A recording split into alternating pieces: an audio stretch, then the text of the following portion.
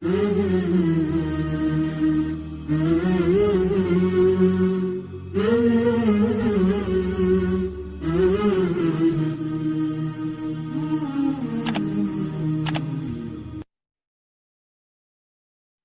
ای انسان نمیدانی که در دنیا نمیمانی، تو را آید چنین روزی که اندر گور مهمانی، که اندر گور مهمانی. کجا شد آدم و حوا، کجا شد نوح کشتیبان، که وقتی بود در طوفان خدایش بود پشتیبان، خدایش بود پشتیبان. کجا شد یوسف مصری، جمالش بود چو خورشیدی، زلیخا بانوی دربار تمنا کرد از او زاری. کجا شد آن سلیمان را که شاه جن و دیوان را، کجا شد عاقبت تختش چو اندر روی او نابود، چو اندر روی او نابود.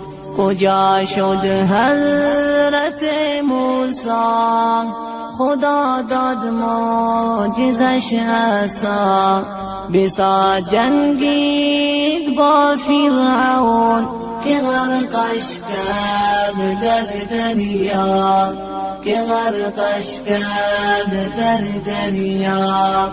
کجا شد آن حبیب الله محمد ابن عبدالله، شب معراج بر کرسی حضورش خواندند الله، شب معراج بر کرسی حضورش خواندند الله.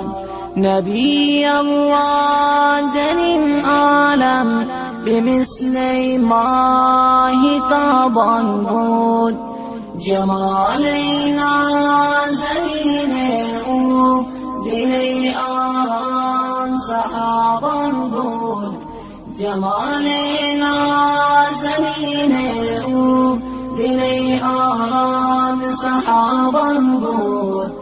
ابو بکر غار او همیشه جان نثار او، ز دوستی نبی قبرش بگردید هم جوار او، ز دوستی نبی قبرش بگردید هم جوار او.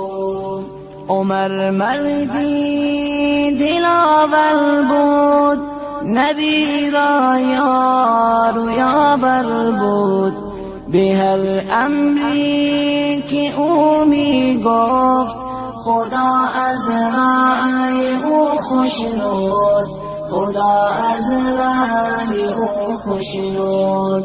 کجا عثمان ابن عفان که او بود جامع قرآن، سخی هم بود و ذی‌النورین، بر اسلام کرد او احسان، بر اسلام کرد او احسان.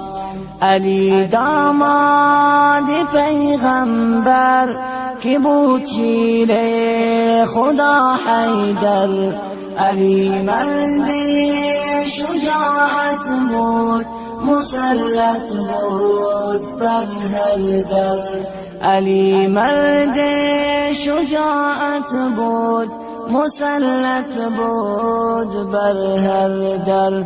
تو ای انسان نمیدانی که در دنیا نمیمانی، تو را آید چنین